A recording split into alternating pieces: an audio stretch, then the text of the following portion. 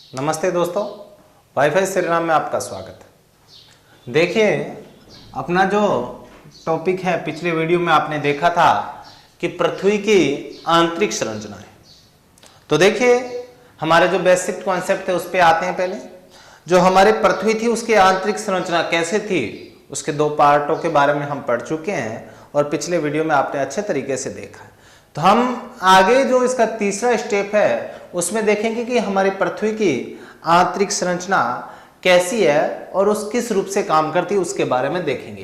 तो देखिए, जो अपना तीसरा मत था वो था अभिनव मत, यानी वर्तमान समय के जो भूगोलवेत्ता है उनके अनुसार पृथ्वी की आंतरिक संरचना को कितने भागों में बांटा गया है, किस रूप से पृथ्वी की आंतरिक संरचना उसके बारे में पढ़ेंगे। तो उस मत का नाम है अभिनव मत दोस्तों। तो देखिए, अभिनव मत में कौन कौन सी होती है। तो अभिनव मत में सबसे पहले बोल सकते हैं अपन भूपरपट्टी, जिसे अपन क्रस्ट बोल सकते हैं, भूपरपट्टी या क्रस्ट। भूपरपट्टी के बाद दूसरी आती है, उसे अपन मेंटल कहते हैं। क्या कहते हैं जी? मेंटल कहते हैं।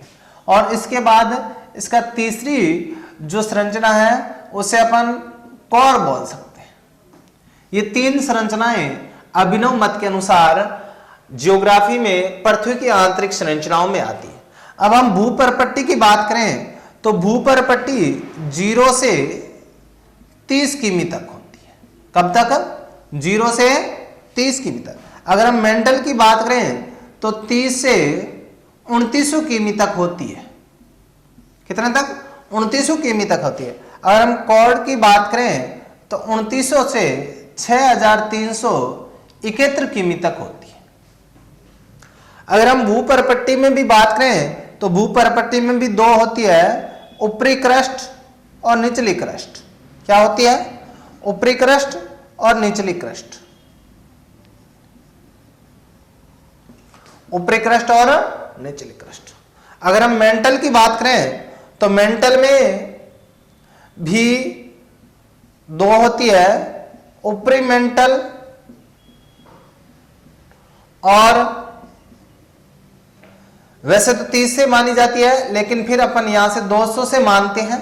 तो 200 से 2900 ऊपरी मेंटल और निचली मेंटल। उसमें ऊपरी मेंटल की बात करते हैं तो यहां पे होती है मोहरो विकक, जो होती है 200 से 700 किमी। उसके बाद दूसरे पे आती है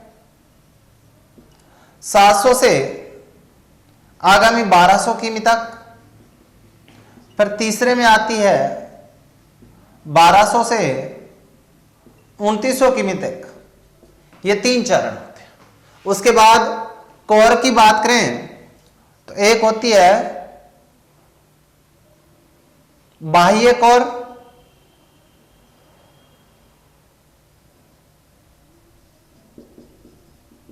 और दूसरी होती है अंतरतम कोर। ये 3 हमारे वर्गीकरण। अगर भूपट्टी की बात करें तो भूपरपट्टी 0 से 30 के बीच, ऊपरी भूपरपट्टी और निचली भूपरपट्टी। अगर मेंटल की बात करें तो 200 से 2900 किमी, ऊपरी मेंटल और निचली मेंटल। अगर मोहरोविक 200 से 700 किमी, 700 से 1200 और 1200 से 2900 किमी। कोर, बाह्य कोर और अंतरतम कोर। यह अपना तीसरा चैप्टर था अभिनव मत के अनुसार। तो उस अभिनव मत के अनुसार हमारी पृथ्वी की जो संरचना थी वो 3 रूप से। तो देखो दोस्तों, पहली थी भूपरपट्टी, दूसरी थी मेंटल और तीसरी थी कोर। अब हम देखेंगे कि इसकी संरचना कैसी है, उसके बारे में हम पूरा पढ़ेंगे। और उसके बाद हम देखेंगे कि इसमें जैसे ऊपरी मेंटल और निचली मेंटल के बीच क्या है, यहाँ पे पी लेयरों की गति कैसी है, इसके बारे में भी अपन पूरा पढ़ेंगे। तो बने रहिए साथ में और अच्छी तरीके से देखिए अपने वीडियो को। तो हम इसके अभिनव मत सिद्धांत को पूरे मैप विथ यानी डायग्राम विथ पढ़ते हैं कि किस तरह से ये काम करती है।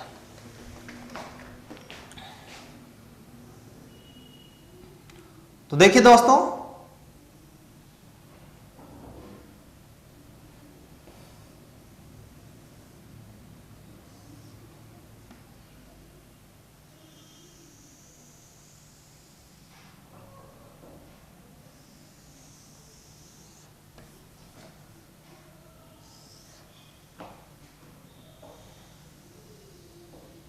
ये है जी अपनी।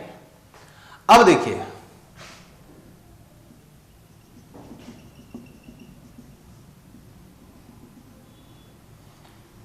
यह पूरी की पूरी जो पृथ्वी की पट्टी है इसको हम कहते हैं भूपरपट्टी। क्या कहते हैं? भूपरपट्टी। क्या कहते हैं इसको? भूपरपट्टी। और इसी भूपरपट्टी में दो चीजें होती है। पहली तो भूपरपट्टी की महासागरों पर लंबाई। कहां पर? महासागरों पे। तो महासागरों पे होती है 0 से 5 किमी के बीच। कितने से बीच? 0 से 5 किमी के बीच। तो यह देख सकते हो, यहां पे लिख सकते हो 0 से 5। फिर अपन लेंगे महाद्वीप पर या महाद्वीप के नीचे। महाद्वीप के नीचे तो इसकी होती है 5 से 30 किमी। कितने किमी? 5 से 30 किमी। अब देखिए यह हो जाएगी ऊपरी भूपरपट्टी, ठीक है, और यह हो जाएगी निचली भूपरपट्टी। क्या? ऊपरी भूपट्टी और निचली भूपरपट्टी। अब देखिए जो ऊपरी भूपरपट्टी है उसका घनत्व है, उसका घनत्व है 2.8, जबकि जो निचली भूपरपट्टी है उसका घनत्व है 3। क्या है? निचली भूपरपट्टी का घनत्व है 3। अब देखिए ऊपरी जो भूपरपट्टी है उसमें पी लहर की गति। क्या? पी लहर की गति वह है 6.1 किमी प्रति घंटा। 6.1 किमी प्रति घंटा। जबकि जो निचली भूपरपट्टी है इसमें जो पी लहर की गति है 6.9 किमी प्रति घंटा। तो देखिए पहला हमने देखा कि जो भूपरपट्टी होती है वो महासागरों पे तो 0 से 5 किमी के बीच, जबकि महाद्वीपों के नीचे 5 से 30 किमी के बीच। यह दो प्रकार की होती है, ऊपरी भूपरपट्टी और निचली भूपरपट्टी। अगर हम ऊपरी भूपरपट्टी की घनत्व की बात करें तो इसका घनत्व होता है 2.8। अगर हम निचले भूपरपट्टी के घनत्व की बात करें तो इसका घनत्व होता है 3। अगर हम ऊपरी भूपरपट्टी में पी लहर की गति की बात करें तो इसका घनत्व होता है 6.1, और हम जो निचली भूपरपट्टी है इसके घनत्व की बात करें तो इसका घनत्व होता है 6.9। अब देखिए जो ऊपरी भूपरपट्टी और निचली भूपरपट्टी है इसके बीच एक असमता पाई जाती है। क्या पाई जाती है? असमता। इस असमता का नाम है, उस असमता को अपन कहते हैं कॉनरॉड असमता। क्या नाम है इसका? कॉनरॉड असमता। तो देखिए सबसे इंपॉर्टेंट है कि ऊपरी भूपरपट्टी और निचली भूपरपट्टी के बीच जो असमता पाई जाती है उस असमता का नाम क्या है? तो उस असमता का नाम है वह कॉनरॉड असमता या कॉनरॉड। हो गया दोस्तों। अब देखिए जो ये ऊपरी भूपट्टी, इस ऊपरी भूपट्टी के बाद अपनी दूसरी ऐसे इस तरह की संरचना आएगी।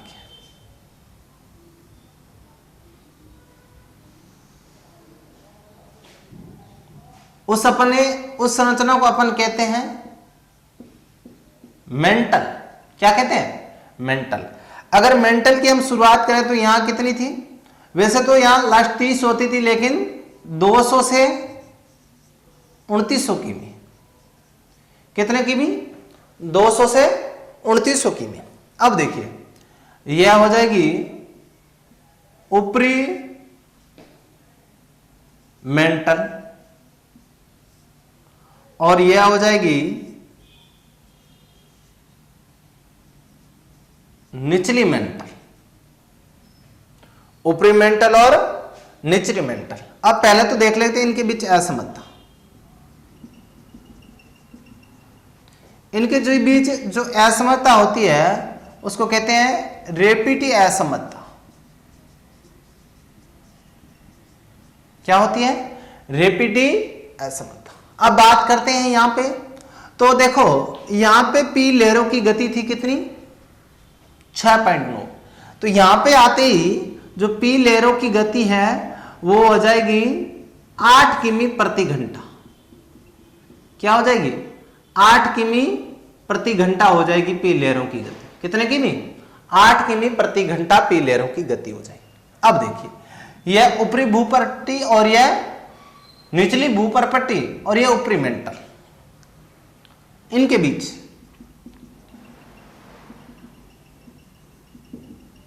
क्या, ऊपरी भूपरपट्टी यानी निचली भूपरपट्टी यह और ऊपरी मेंटल यानी इस वस्तु और इस वस्तु के बीच जो असमता पाई जाती है उस असमता को कहते हैं मोहरोविकक असमता। क्या कहते हैं, मोहरोविक असमता। अब इसका नाम मोहरोविकक क्यों रखा गया, तो देखिए रूस के भूगोलवेत्ता, कहां के भूगोलवेत्ता, रूस के भूगोलवेत्ता के द्वारा 1909 में इसकी खोज एम मोरोविक के द्वारा की गई, एम मोरोविक के द्वारा की गई। इसके कारण इसका नाम क्या रख दिया, मोरोविक असमता। अब देखिए जो पी लहरों की गति थी वो कितनी हो जाएगी, जो 6.9 थी वो बढ़कर 8.1 किमी प्रति घंटा से लगभग 13.5 किमी प्रति घंटा के बीच हो जाती, और ऊपरी मेंटल और निचली मेंटल के बीच जो असमता पाई जाती है उसे हम कहते हैं रेपिटी असमता। क्या कहते हैं, रेपिटी असमता। अब देखिए जो तीसरे नंबर की और लास्ट नंबर की जो अपनी परत आती है,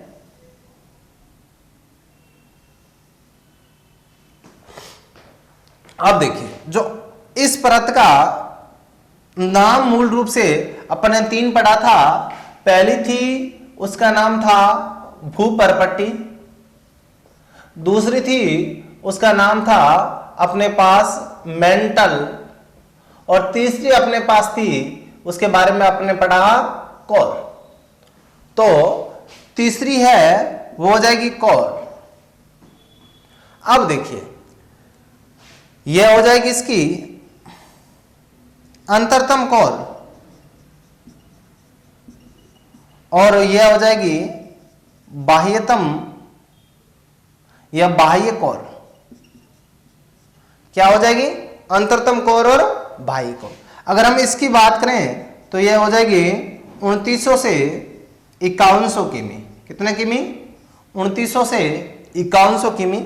अगर हम इसकी बात करें तो यह 5100 से 6371 किमी। अब देखिए अंतरतम और बाह्यतम के बीच, अंतरतम और बाह्यतम के बीच जो असमानता पाई जाती है उसे हम कहते हैं लोहोमैन असमता। क्या कहते हैं, लोहोमैन असमता। तो देखिए दोस्तों इसे क्या क्या इक्वेशन बनने वाली है। तो पहला इक्वेशन यह बनेगा कि अभिनव मत के अनुसार पृथ्वी की कितनी संरचना है, तो कितनी है, 3। कौन कौन सी, पहली भूपरपट्टी, दूसरी मेंटल और तीसरी कोर। अब देखिए मेंटल की जो महासागरों पे लंबाई होती है वो होती है 0 से 5 किमी, जबकि महाद्वीपों के नीचे इसकी होती है 5 से 30 किमी। ऊपरी मेंटल और निचली मेंटल के बीच जो असमानता पाई जाती है उस असमता को अपन कहते हैं कॉनराड असमता। अगर हम ऊपरी मेंटल की घनत्व की बात करें तो इसका घनत्व होता है 2.8 और यहां पी लहर की गति होती है 6.1 किमी।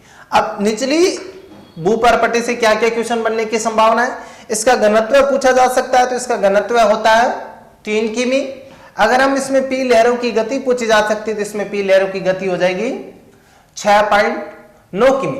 अब बहुत बार हम कंफ्यूजन में हो जाते हैं कि निचली भूपरपट्टी और ऊपरी मेंटल, यानी मेंटल का तो फर्स्ट भाग और भूपरपट्टी का लास्ट भाग। क्या, जो मेंटल है उसका तो पहला भाग, पहले का मतलब ऊपरी मेंटल, और जो भूपरपट्टी उसका लास्ट भाग यानी निचली भूपरपट्टी। यानी निचली भूपरपट्टी और ऊपरी मेंटल के बीच जो असमता होती है उस असमता का नाम है मोहरोविकक। क्या नाम है जी, मोहरोविकक। मोरोविक क्यों नाम रखा गया? रूस के भूगोल वेत्ता एम मोरोविक द्वारा 1909 में इसकी खोज की, इस कारण इसका नाम रख दिया गया मोरोविक। अब आते हम मेंटल।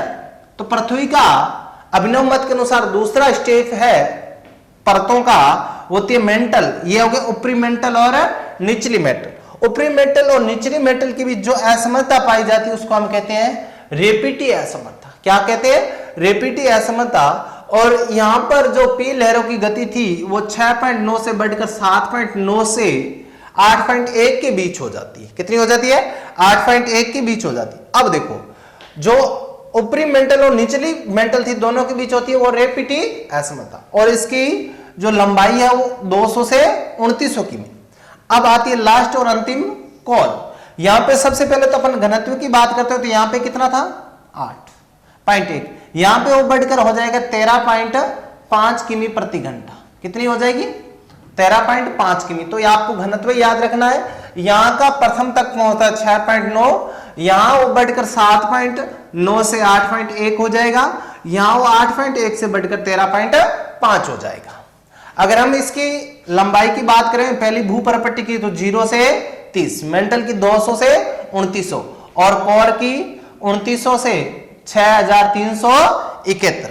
अब बात कर रहे थे अपन कोर की, तो बाह्यतम कोर और आंतरिक कोर दोनों के बीच जो असमता पाई जाती है उसे हम कहते हैं लोहोमेन असमता। और यहां पर जो पी लहरों की गति होती है वो होती है 13.5 किमी। तो दोस्तों, जो पृथ्वी की आंतरिक संरचना का जो पार्ट था अभिनव मत के अनुसार उसे हमने पढ़ा, और इसके क्या क्या क्वेश्चन बनने की संभावना थी उसको भी देखा। तो दोस्तों, अगले वीडियो के लिए बनते रहिए। धन्यवाद। जय श्री राम। गोल अचीव होना चाहिए। डेट पहला स्टेप है 1:30 बजे तक, दूसरा स्टेप 3 बजे तक, फिर 4:30-5 बजे तक, फिर रात की 11 बजे देखने के बाद चलो प्रार्थना करो। टाइम हो गया। वीणा पाणी की अनुकंपा से संकल्प करते हैं कि कठिन परिश्रम उत्कृष्ट लगन समन्वय व पूर्ण आत्मविश्वास के योग से हम अपना लक्ष्य प्राप्त कर रहे हैं तथा भविष्य में भी करते रहेंगे और जो कुछ करणीय है उसके लिए नहीं शब्द हमारे शब्दकोश में नहीं है। जय श्री राम। आंसर की जल्दी लगानी है।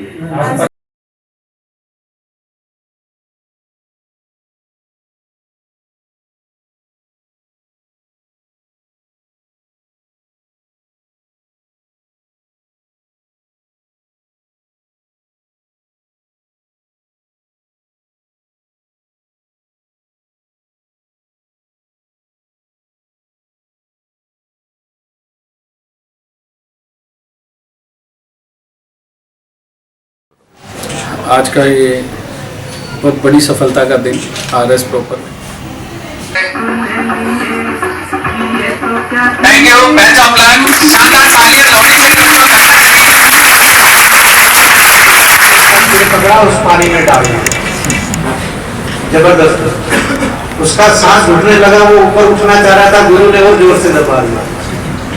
उसने पूरा जोर लगा दिया और जब 1-2 मिनट तक उसको दबाए रखा और बिल्कुल जब लगा कि अब भी दबाए रखा तो ये मर जाएगा, तब उसको छोड़ा।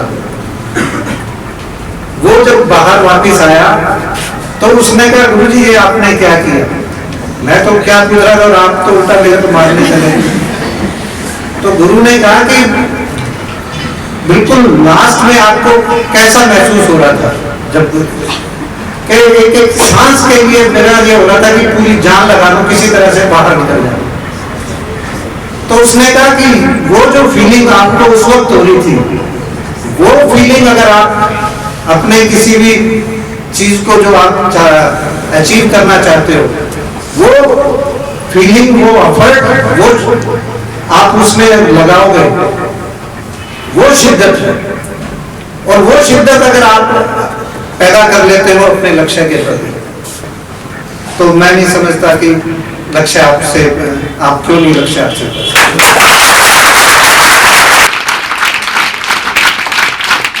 इसके बाद राजस्थान पत्रिका के जनरल हेड विनोद जी चौहान का भी ये विजय स्तंभ है, ये आप सबके भी आप पे मैं ले रहा हूँ, आपकी विजय के लिए।